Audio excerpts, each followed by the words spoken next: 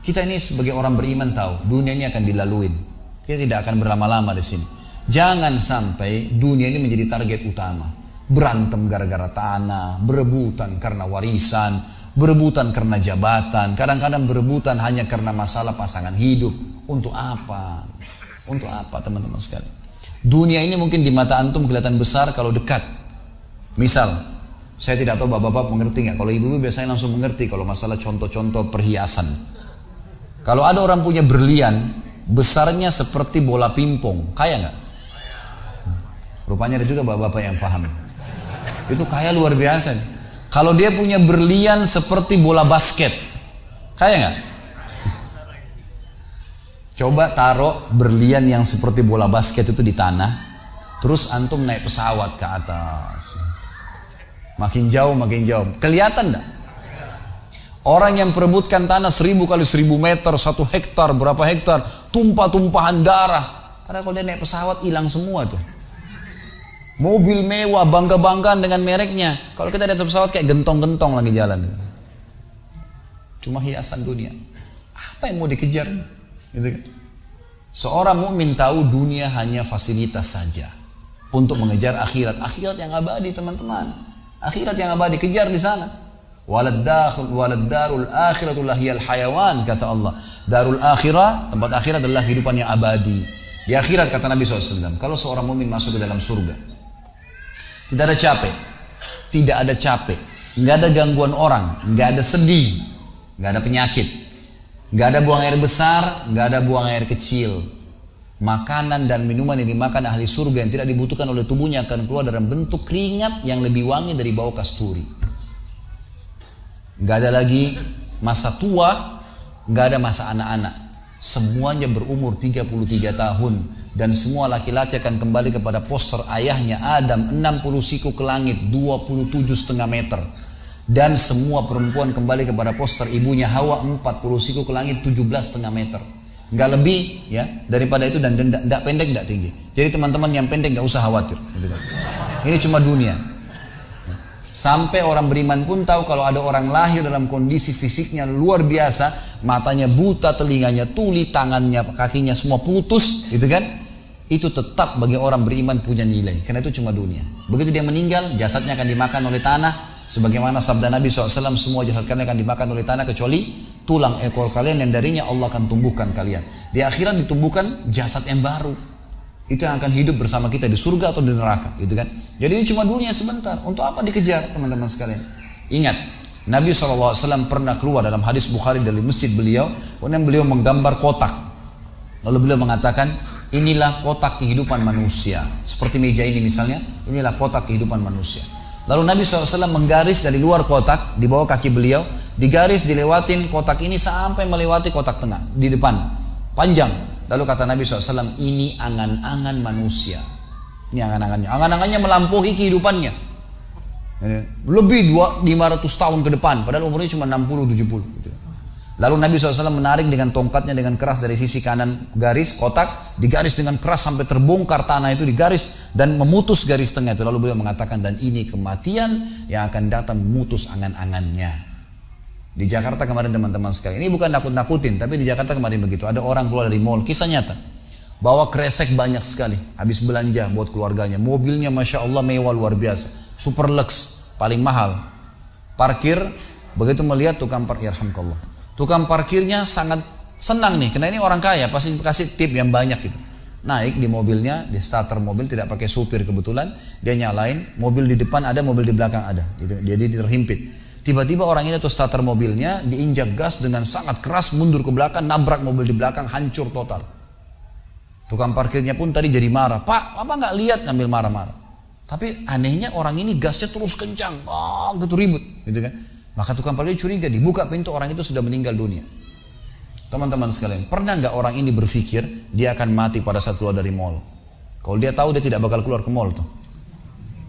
Di depan mata saya pernah ada orang meninggal di rumah sakit ayah saya. Kebetulan di Makassar beliau punya rumah sakit, dan itu di pinggir jalan raya.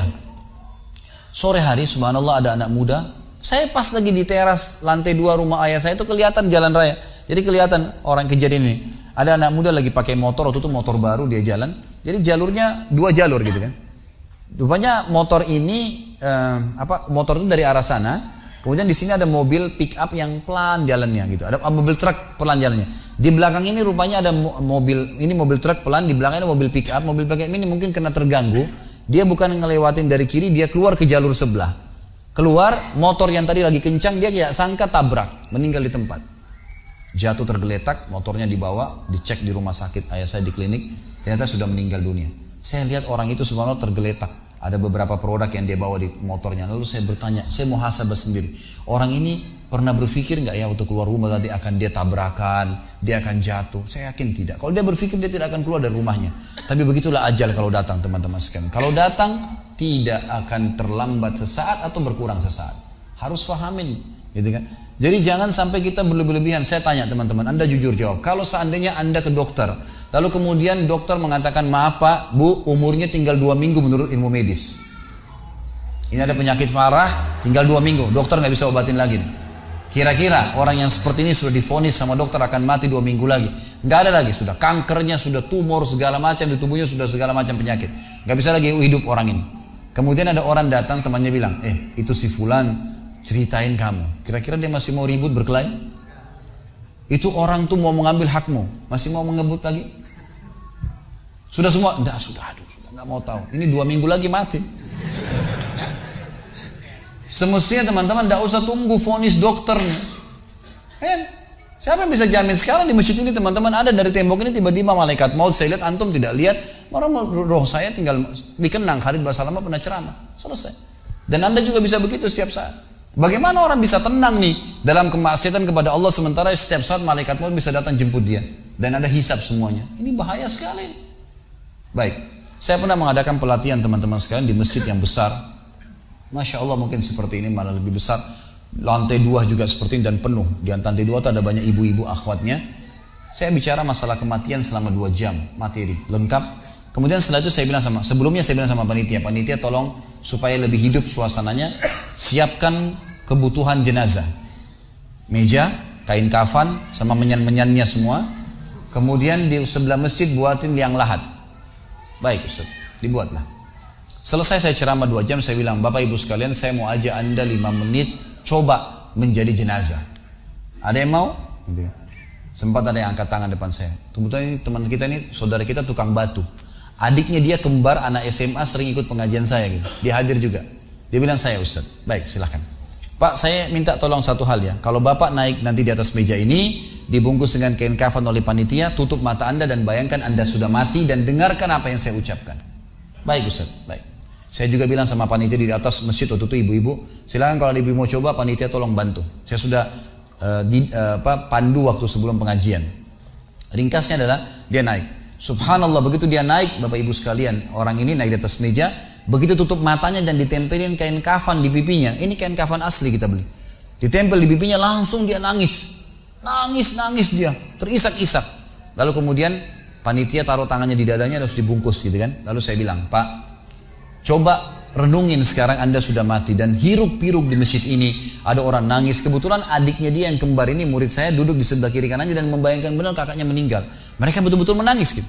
Ada jemaah-jemaah juga yang lain pada nangis. Hanya saya bilang hiruk-pikuk masjid ini yang sedang menangis, ada yang sedang ngobrol, ini anggap di rumah Anda pada saat Anda meninggal dunia. Dan Anda tidak bisa protes. Gak bisa bilang saya tidak mau, jangan ribut, gak bisa lagi. Udah. Panitia pun menaruh tangan kanan di atas tangan kiri, kita nggak bisa protes taruh di dada. Dibungkus dengan kain kafan pun nggak bisa.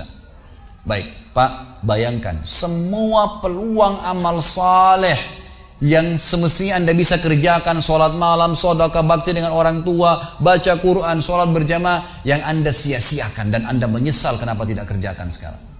Dan bayangkan semua peluang dosa yang Anda tidak sia-siakan. Kesempatan zina, berzina, kesempatan dusta-dusta, kesempatan riba-riba, semua dikerjakan. Dan Anda tidak sempat taubat dan Allah akan hukum Anda sekarang.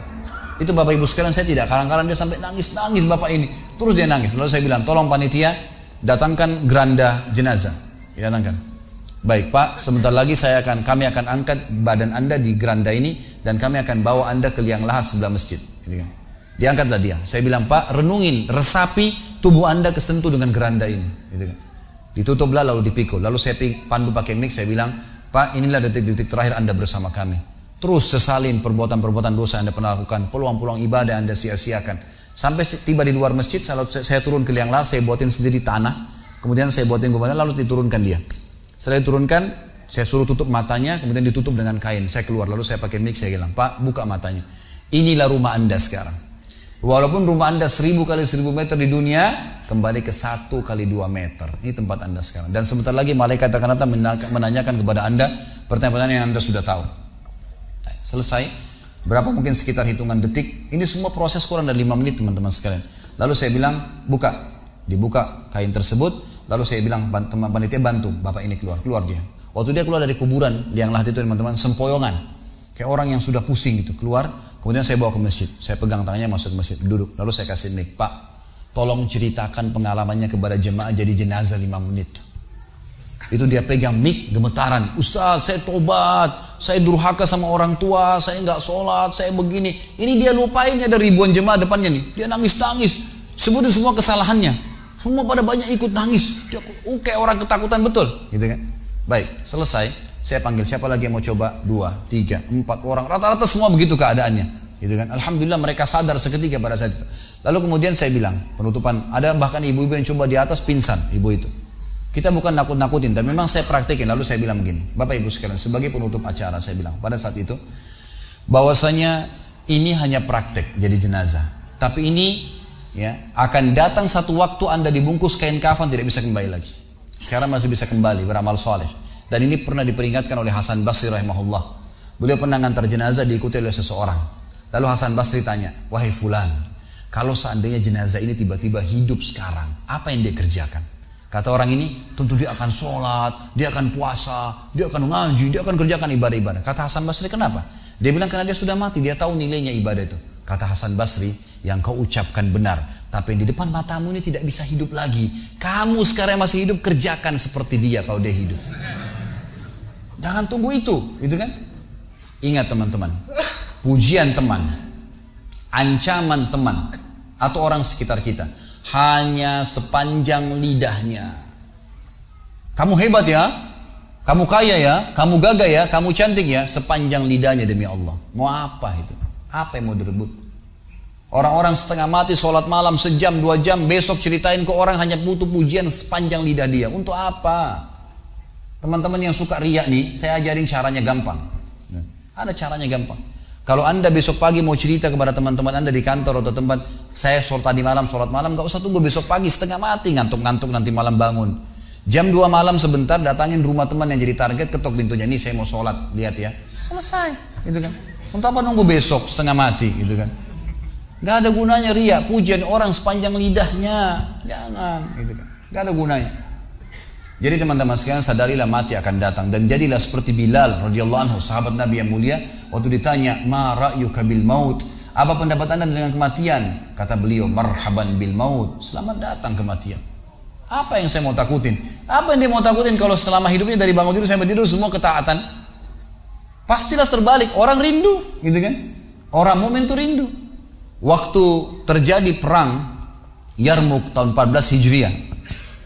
Waktu itu dipimpin oleh Khalid bin Walid dengan di situ di dalam pasukan ada Sa'id bin Zaid.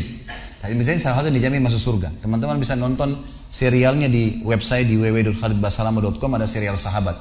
Saya ceritakan di situ ceritanya. Jadi kata Sa'id bin Zaid, waktu kami berhadapan dengan pasukan Bizantium, Romawi, Nasrani ini, mereka jumlahnya 120.000 orang, dipimpin oleh pendeta-pendeta dengan salib-salib yang besar dari emas. Lalu mereka memukul pedang-pedang mereka di perisai mereka sambil melantunkan yel-yel mereka sehingga membuat kami pun sempat nyali kami ciut, gitu kata Sa'id bin Zaid. Lalu subhanallah datanglah Abu Ubaidah bin Jarrah, pimpinan perang yang lain, mengatakan, ya muslimin beginilah, begitulah, semangatlah, pahala jihad disampaikan. Lalu tiba-tiba ada satu orang yang membakar semangat kami. Satu orang, dia datang mengatakan, wahai Abu Ubaidah, pimpinannya, wahai Abu Ubaidah, saya sekarang sudah tidak sabar, mau mati syahid, saya mau masuk sekarang ke sana. Gitu kan. Ada pesanmu untuk Rasulullah SAW? Ada pesan tidak untuk Nabi? Saya sudah tahu saya akan mati nih. Kata Abu Ubaidah, sampaikan salam kami dan kami memperjuangkan agamanya. Orang itu pun masuk ke musuh sendirian, menembus musuh tersebut sampai mati syahid. Kata Sa'id bin Zaid, Suatu saya lihat semangatnya orang tersebut dan tahu yakin dengan janji Allah benar, maka saya loncat dari kuda saya lalu saya tunduk, kemudian saya membaca Allahu Akbar lalu saya menyerang musuh. Semenjak itu rasa takut saya hilang dan akhirnya kami memenangkan peperangan. Jadi memang teman-teman sekalian, mati itu akan dilaluin. Dan memang mati sebuah pintu, kita harus laluin. Tanpa mati tidak bisa. Tapi orang beriman tahu, mati itu justru kebahagiaan buat dia. Karena semua yang bertahun-tahun dia kerjakan, dia akan panen di sana. Semua kehidupan abadi ada di sana, maka dia rindu dengan mati. Tidak perlu takut, gitu kan? Toh akan datang. Jadi harusnya difahami masalah-masalah seperti ini. Baik teman-teman sekalian, kita tutup dengan sebuah kisah yang kita rangkumkan insya Allah tentang masalah orang kalau bertakwa kepada Allah.